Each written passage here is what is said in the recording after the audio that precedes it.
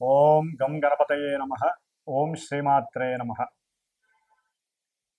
వీక్షించేటటువంటి ప్రేక్షకులందరికీ కూడా ఆదిత్యాది నవగ్రహ దేవతల యొక్క అనుగ్రహము, పార్వతీ పరమేశ్వరుల యొక్క అనుగ్రహము కలుగ్గాక. ఓం వక్రతుండ మహాకాయం కోటి సూర్య సమప్రభం నిర్విఘ్నం కురు మే దేవ సర్వకార్యేషు సర్వదా. ఓం సర్వమంగళ మాంగళ్యే శివే సర్వార్థ సాధికే శరణ్యే త్రయంబికే దేవి నారాయణి నమోస్తుతే. శ్రీ లక్ష్మీ గణపతయే నమః. ఇప్పుడు మనకి సెప్టెంబర్ 1 నుండి సెప్టెంబర్ 30 వరకు ఈ మాస ఫలితాలు.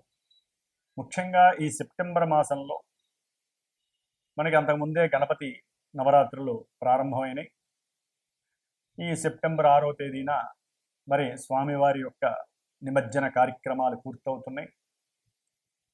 7వ తేదీన మనకి రాహుగ్రస్త సంపూర్ణ చంద్రగ్రహణము రాత్రిపూట ఒక 3:30 గంటలు సంభవిస్తోంది. అట్లాగే సెప్టెంబర్ మాసంలో మరి సంకష్టార చతుర్థి, మాస శివరాత్రి, అట్లాగే 22వ తేదీ సెప్టెంబర్ 22వ తేదీన అమ్మలగన్న యమ్మ ముగురమ్మల మూలపుటమ్మ మరి ఆ మహాకాళి, మహాలక్ష్మి, మహాసరస్వతి అయినటువంటి త్రిమూర్తి స్వరూపిణి అయినటువంటి ఆ అఖిలాండ కోటి బ్రహ్మాండ నాయకి అయినటువంటి శక్తి స్వరూపిణి, శక్తి దేవత అయినటువంటి దుర్గాదేవి అమ్మవారి యొక్క శరన్నవరాత్రి, శ్రీదేవి శరన్నవరాత్రి మహోత్సవములు ప్రారంభమవుతున్నాయి.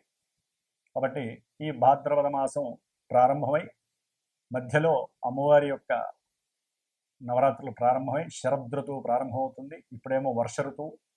కాబట్టి ఈ ఋతువులు మారే సమయము అమావాస్య 21 సెప్టెంబర్ 21వ తేదీ ఆదివారం అవటం. కాబట్టి ఈ యొక్క ఋతువు మారేటటువంటి సమయంలో మనకి వర్ష ఋతువుకి అధిపతి చంద్రుడైతే శరత్ ఋతువుకి అధిపతి చలి, అంటే శని మహానుభావుడు. కాబట్టి ఈ సమయంలో ఎన్నో రకాలైనటువంటి ఇబ్బందులు, అనారోగ్య సమస్యలు కలుగుతూ ఉంటాయి ఈ యొక్క కాలచక్రంలో మన పంచభూతాల ద్వారా. కాబట్టి మరి అంతరిక్షంలో గ్రహాలు, ముఖ్యంగా రాశి చక్రంలో ఈ సెప్టెంబర్ 13వ తేదీన కుజుడు ఇప్పటి వరకు మేషరాశి నుంచి కన్యారాశిలో ఉన్నవాడు మనకి తులారాశిలోకి సొంత నక్షత్రంలో అడుగు పెడతాడు. అట్లాగే సెప్టెంబర్ 14వ తేదీన కర్కాటక రాశిలో ఉన్నటువంటి శుక్రుడు గ్రహము సింహరాశిలోకి అడుగు పెడతాడు. సెప్టెంబర్ 15వ తేదీన మరి బుధుడు వ్యాపారకారకుడు, బుద్ధికారకుడు, ఆయన సింహంలోంచి కన్యలోకి అడుగు పెడతాడు. సెప్టెంబర్ 16వ తేదీన సూర్య భగవానుడు, మరి ఆయన గురించి మనం చెప్పుకోవాలి. సూర్యుడి నుంచి అన్ని గ్రహాలు తిరుగుతాయి. సూర్యుడే ఆరోగ్య ప్రదాత, సూర్యుడే జీవకారకుడు. తిన్నదరగాలన్నా ఆయన యొక్క అనుగ్రహం ఉండాలి. మరి ఆయన తన యొక్క స్వక్షేత్రంలో ఉన్నవాడు సెప్టెంబర్ 16వ తేదీన కన్యారాశిలోకి వస్తున్నాడు. సొంత నక్షత్రంలో ఉండి అడుగు పెడుతున్నాడు. కాబట్టి ఈ విధంగా మనకి మాస గోచారంలో ఈ 4 గ్రహాలు రవి, బుధ, శుక్ర, కుజగ్రహాలు ముఖ్యమైనటువంటివి. ఈ 4 గ్రహాలు మనకి ఈ మాసంలోనే 13, 14, 15, 16 తేదీల్లోనే మారుతున్నాయి రాశుల్ని. మిగతా గ్రహాలు గురుడు మిథున రాశిలో ఉన్నాడు, ఆయన అక్టోబర్ 20 వరకు ఉంటాడు. ఆ తదుపరి మనకి శని భగవానుడు వక్రించి నవంబర్ ఎండింగ్ వరకు ఉంటాడు మీనరాశిలో. రాహువు చూస్తే కుంభరాశిలోనే ఉన్నాడు, కేతువు చూస్తే సింహరాశిలో ఉన్నాడు. కాబట్టి ఈ విధంగా కాలచక్రంలో మనకి గోచార చక్రం ఈ విధంగా కనపడుతోంది మనకి. మరి ఈ యొక్క సెప్టెంబర్ 22వ తేదీన దుర్గాదేవి శరన్నవరాత్రి ఉత్సవాలు ప్రారంభమై అక్టోబర్ 2వ తేదీన దాదాపుగా 10 రాత్రులు, దశరాత్రులు అమ్మవారికి నవరాత్రులు కాస్త 10 రోజులు గడుస్తున్నాయి. 11వ రోజు కూడా జరుగుతోంది. కాబట్టి 11 రోజులు అమ్మవారు మనకి దివ్య భిక్షని అందజేస్తోంది.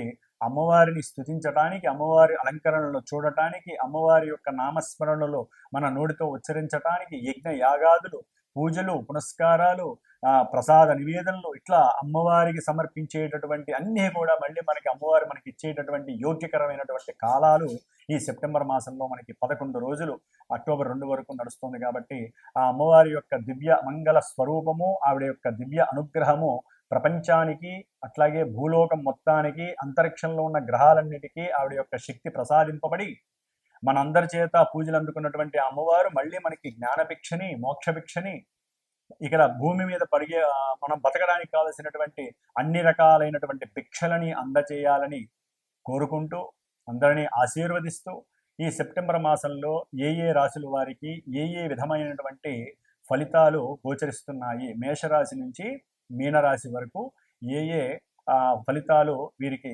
లభిస్తున్నాయి అనేటటువంటి విషయాన్ని మనం ఇప్పుడు తెలియజేద్దాము. ఓం గం గణపతయే నమః. వృశ్చిక రాశి వారికి సెప్టెంబర్ 1వ తేదీ నుండి సెప్టెంబర్ 30వ తేదీ వరకు కూడా దాదాపుగా 13, 14, 15, 16 ఈ 4 డేట్స్లో రవి, కుజ, బుధ, శుక్రుడు 4 గ్రహాలు మారుతున్నాయి, రాశి మారుతున్నాయి. కాబట్టి ముఖ్యంగా వీరికి సెప్టెంబర్ 1 నుంచి 15వ తేదీ వరకు వృశ్చిక రాశి వారికి దశమంలో ఉన్నటువంటి రవి, బుధ, కేతువులు చాలా చాలా యోగాన్ని ఇస్తున్నారు. వ్యాపార విషయంలో, వృత్తి విషయంలో, ఉద్యోగాల విషయంలో వీరు అనుకున్నదే పరిపాటి అన్నట్టుగా అన్నిట్లో విజయ సాధింపే, సంఘంలో కీర్తి ప్రతిష్టలు, కర్మకి సరైనటువంటి సార్థకత లభించటం, అట్లాగే వీరికి ఆత్మ నిగ్రహ శక్తి, ఆత్మ శక్తి పెరగటం, అంటే సోల్ ఎనర్జీ అనేటటువంటిది వీరి యొక్క బుద్ధిని కూడా వికాసవంతంగా పెంచటము, ఆకస్మికంగా దాని వలన ఉద్యోగంలో ఎన్నో మార్పులు కలగటం, దాని ద్వారా విలాసవంతమైనటువంటి జీవితాన్ని వీరు కోరుకోవటము, అట్లాగే దూరపు బంధువులు కావచ్చు, లేకపోతే ఆకస్మికంగా పరిచయమైనటువంటి వారి ద్వారా కానీ, వారి బంధువుల ద్వారా కానీ ఏదైనా ఉద్యోగ అవకాశాలు వీరికి మెండుగా లభించటము, ఇవన్నీ కూడా 15 వరకు జరుగుతూనే ఉంటాయి. రవి బుధులు కలిసి ఉండటం ద్వారా ఒక రకంగా కర్మస్థానం దశమ స్థానంలో కలిసి ఉండటం ద్వారా రవి, బుధ, కేతువులు ఇవన్నీ కూడా చిత్ర విచిత్రంగా అనిపిస్తూ ఉంటాయి వీరికి. ఇది ఎట్లా జరిగింది, ఆకస్మికంగా వ్యాపారంలో వృద్ధి ఎట్లా జరిగింది, గవర్నమెంట్ వాళ్ళు వీరికి సత్కరించడం, గవర్నమెంట్ ద్వారా వీరికి ఆకస్మికంగా లాభం కలగటము, లేకపోతే వీరు తయారు చేసినటువంటి వస్తువులు ఏవైనా సరే అధికంగా అమ్ముడవటము, ఇలాంటివన్నీ జరగడం, కీర్తి ప్రతిష్టలు బాగా పెరిగినటువంటి సందర్భాలు 15 వరకు లభిస్తాయి వీరికి. అట్లాగే ముఖ్యంగా శుక్రుడు భాగ్యంలో ఉండటం వల్ల కూడా చాలా విశేషవంతమైనటువంటి, అంటే భార్యాభర్తల్లో ఎవరైనా ఉద్యోగం చేస్తున్నా, వ్యాపారం చేస్తున్నా పెట్టుబడికి తగినటువంటి ధనలాభం కలగటము, అట్లాగే మిల్కీ ప్రోడక్ట్స్కి సంబంధించిన వ్యాపారస్తులు కానీ, గోల్డ్ ఆర్నమెంట్ 1 గ్రామ్ గోల్డ్ కానీ, వెండి వస్తువులకి సంబంధించిన వాళ్ళు కానీ, లేకపోతే ఎవరైతే దేశ విదేశాలకి లూబ్రికెంట్స్ కానీ, లేకపోతే పెట్రోల్, డీజిల్ వ్యవస్థకి సంబంధించినటువంటివి ఇంపోర్ట్ అండ్ ఎక్స్పోర్ట్ చేస్తూ ఉంటారు కదా, వాళ్ళందరికీ కూడా అఖండమైనటువంటి ధనము లభించటము జరుగుతోంది కూడా 13 వరకు కూడా, 14 వరకు, ఈ సెప్టెంబర్ 14 వరకు. కాబట్టి చక్కటి ఆర్థిక లావాదేవీలు, అట్లాగే భార్యాభర్తల ఎవరైనా ఉద్యోగాల వల్ల వారికి సహాయ సహకారాలు లభించడం, ఇవన్నీ కూడా శుక్రుడు ఇస్తున్నాడు. తర్వాత ఈ శుక్రుడు మరి అనుకూలమైనటువంటి భాగ్య సంపదను కూడా కలుగజేస్తున్నాడు. గృహ అవసరాల నిమిత్తము వీరికి పెట్టిన పెట్టుబడి అనుకోకుండా లాభం కలగడం కూడా విశేషమని చెప్పుకోవాలి. అట్లాగే కుజుడు, వృశ్చిక రాశి వారికి కుజుడు లాభస్థితిలో 13 వరకు, 12వ తారీఖు వరకు సెప్టెంబర్ ఉండి చక్కగా చేసేటటువంటి వృత్తిలో వీరు అనుకున్నదే లాభము అన్నట్టుగా చక్కగా ఇస్తూనే ఉన్నాడు. ఆర్థికంగా ధనలాభం కూడా కలుగుతోంది. బంధువర్గం నుంచి ముఖ్యంగా ఎవరైతే అన్నదమ్ములు ఉంటారో, లేకపోతే వారు చేసే వృత్తి ఉద్యోగాల నుంచి కూడా ధనలాభం చక్కగా ఈ కుజుడు వల్ల కలుగుతోంది.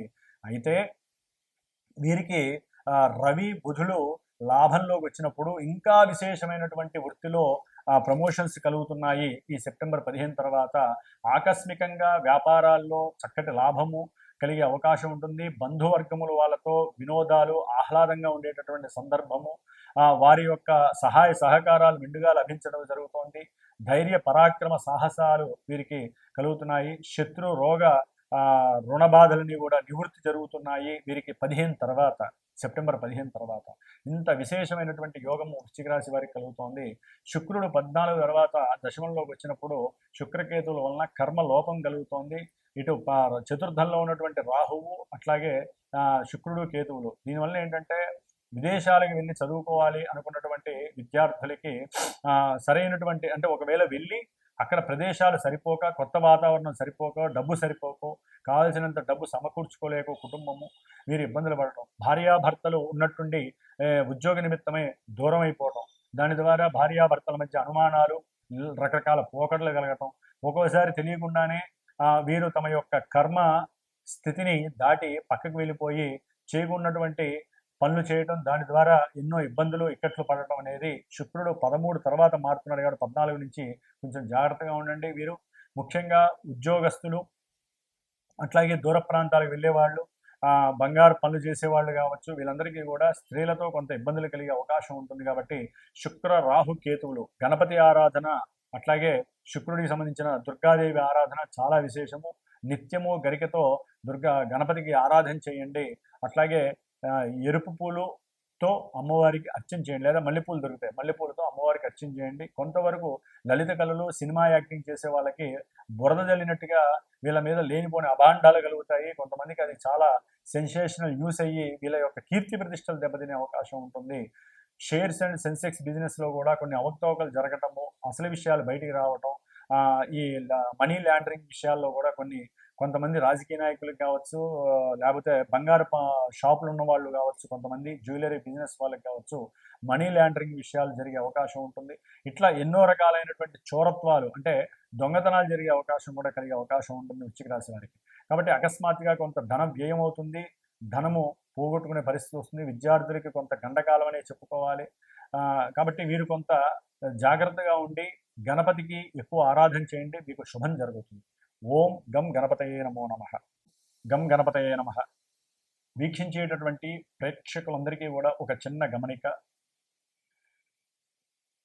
గోచార ఫలితాలని 100% మీరు బేరీజ్ వేసుకోకండి. మన జన్మజాతకాలు మనం పుట్టిన సమయానుకూలత్వంతో గ్రహస్థితులను బట్టి మన జీవితము దశలు అంతర్దశల పరంగా నడుస్తూ ఉంటుంది. అక్కడ ఉన్నటువంటి గ్రహస్థితుల్ని, గోచారంలో జరిగేటటువంటి గ్రహస్థితుల్ని, నక్షత్రాల్ని బేరీజ్ వేసుకుంటూ మనకి ఎందుకు ఇలా జరుగుతోంది, మనం ఏ పరిహారాలు ఆచరించాలి. అందుకనే నేను ఒక క్యాప్షన్ ఉంటుంది నాకు, జ్యోతిష్యాన్ని నమ్మండి, పరిహారాలు ఆచరించండి.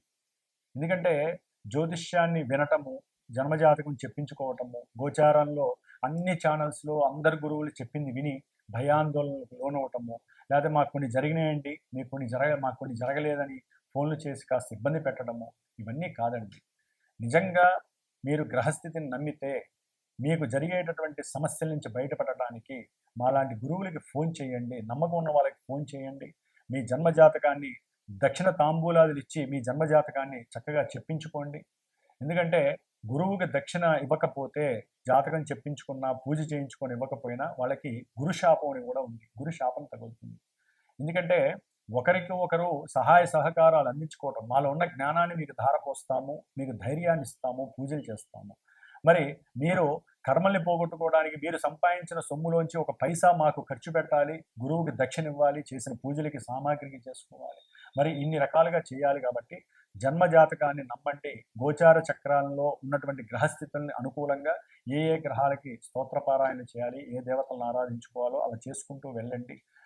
అట్లాగే ముఖ్యంగా మా యొక్క పీఠము శ్రీమాతా జ్యోతిషాలయ పీఠంలో ప్రతి నెలా కూడా అమావాస్య రోజున ఎవరైనా ఈ యొక్క గ్రహస్థితుల్లో జాతకరీత్యా కావచ్చు, లేకపోతే గోచార రీత్యా ఉన్నటువంటి గ్రహస్థితుల్లో లోపాలు, దోషాలు ఎక్కువగా ఉన్నటువంటి వాళ్ళు, కోర్టు సమస్యలు ఉన్నా, లేకపోతే నక్షత్ర అమావాస్య రోజులు పుట్టిన కొన్ని పాపపు నక్షత్రాలు ఉంటాయి, అంటే పెళ్ళిళ్ళు కావు, ఆశ్లేష, మఖ, మూల, అశ్విని, భరణి, కృత్తిక, ఇలా కొన్ని నక్షత్రాల్లో పుట్టినటువంటి వాళ్ళు పెళ్ళిళ్ళు కాక, సంతానం కలక్క ఎన్నైతే ఇబ్బందులు పడతారో వారందరూ, అట్లాగే కొన్ని రాశుల వారికి ఏలినాటి శని, అష్టమ శని, అర్ధాష్టమ శని, రాహుకేతువుల యొక్క దోషాల వల్ల కలిగేటటువంటి మాతా పితృ దోషాలు, గురుశాపాలు, స్త్రీ శాపాలు, ఇట్లా ఏవైతే ఉన్నాయో అన్నిటికీ కూడా అదొకటి ఇదొకటి కానీ కాకుండా నా యొక్క పీఠంలో నేను ప్రత్యేకించి శ్రద్ధగా అమావాస్య రోజున ఏ పనులు ఉండవు కాబట్టి ఇదే పనిగా ఎవరైతే ఫోన్లు చేస్తారో, అంటే జాతకరీత్యా చెప్పించుకున్న వాళ్ళు, గోచార రీత్యా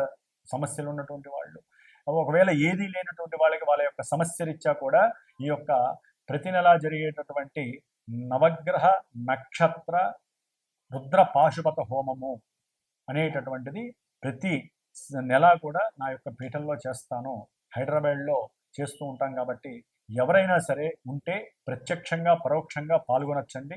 వీడియో ద్వారా మీరు చూడొచ్చు. అట్లాగే ఎవరైనా ఎక్కడున్న వాళ్ళు అయితే చక్కగా వచ్చి హోమాలు చేసుకోవచ్చు. ఈ హోమం ద్వారానే మనకి పరిపక్వత పరిపూర్ణత కలుగుతుంది. అట్లాగే పీఠంలో ఎప్పుడూ కూడా దోష పరిహారార్థమై నవగ్రహ జపాలు జరుగుతూ ఉంటాయి. అట్లాగే రుద్రాభిషేకాలు, రేపు అమ్మవారి ఉత్సవాలలో కూడా దుర్గాష్టమి రోజున పీఠంలో చక్కగా దుర్గాదేవికి సంబంధించిన చండీ హోమం ఒకరోజు చేద్దామని నేను నిశ్చయించుకున్నాను. కాబట్టి ఆ 10 రోజులు ఆ 11 రోజులు దుర్గా సూక్త జపాన్ని ఆచరిస్తూ అమ్మవారిని చక్కగా అలంకారణంతో పూజలు చేస్తూ ఈ యొక్క పూజా పునస్కారాలన్నీ కూడా నేను చేస్తూ ఉంటాను. కాబట్టి ఎవరైనా సరే అభీష్టము కలిగినటువంటి వాళ్ళు, నమ్మకంగా ఉన్నటువంటి వాళ్ళు, నమ్మకం కలిగినటువంటి వాళ్ళు, మనం పెట్టే 10 రూపాయలకి భగవంతుడు మా యొక్క మంత్ర బలాన్ని అట్లాగే మీ యొక్క మానసిక బలాన్ని కూడా చక్కగా ఆయన బేరేజు వేసుకొని మీకు అత్యద్భుతమైనటువంటి ఫలితాలు ఇస్తాడని మీరు నమ్ముకొని మమ్మల్ని సంప్రదించండి. కాబట్టి జ్యోతిష్యాన్ని పరిపూర్ణంగా నమ్మాలి, తప్పదు. అట్లాగే పరిహారాలు కూడా ఆచరించండి. అంతేగాని మనం ఏదో ఆ పని చేస్తే మనకి డబ్బులు వచ్చేస్తే, లేకపోతే ఇట్లా చేస్తే అని కాకుండా గురువుల్లో ఎవరు శ్రేష్ఠులు, ఎవరు ముఖ్యులు అనేటటువంటిది మీ యొక్క మానసిక ధర్మము. మీ మనసుని ప్రశ్న వేసుకోండి. మీకు మాట్లాడేటప్పుడు వారి యొక్క నేత్రాల ద్వారా, వారి యొక్క వాక్కు ద్వారానే మీకు తెలియకుండానే ఎవరు ఎటువంటి వాళ్ళు అనేది కూడా వినేటటువంటి శ్రోతలకి తెలిసిపోతుంది. కాబట్టి అట్లా చూసుకుంటూ ఆ మంచి చెడుల్ని మీరే నిర్ణయించుకొని చక్కగా గురువులు ఎంతోమంది ఉన్నారు. అందరి యొక్క యోగక్షేమాలు ఆలోచించేవాళ్ళు. ఒక గురువు ఇంకో గురువుని ఎవరిని కూడా దయచేసి ఆక్షేపించకండి. వాళ్ళట్లా వీళ్ళిట్లా అని కూడా మనం మాట్లాడకూడదు. ఎందుకంటే ఎవరి బ్రతుకు తెరువు కోసం వాళ్ళు బతుకుతూ, ప్రతి గురువు కూడా ఎంతో కొంత నాలెడ్జ్ని పెట్టుకొని 10 మంది బాగుండాలని చెప్తూ ఉంటారు. కాబట్టి అందరినీ గౌరవిద్దాం. అందరిలో మనం కూడా ఉందాము. అట్లాగే అందరూ బాగుండాలని కోరుకుంటూ, అందులో మనం కూడా బాగుండాలని కోరుకుంటూ, ఆ అమ్మవారు శ్రీమాత యొక్క అనుగ్రహం అందరికీ కూడా సమానంగా అందాలని ఆకాంక్షిస్తూ, ఆశీర్వదిస్తూ, ఓం నమః శివాయ, ఓం దుమ్ దుర్గాయ నమః.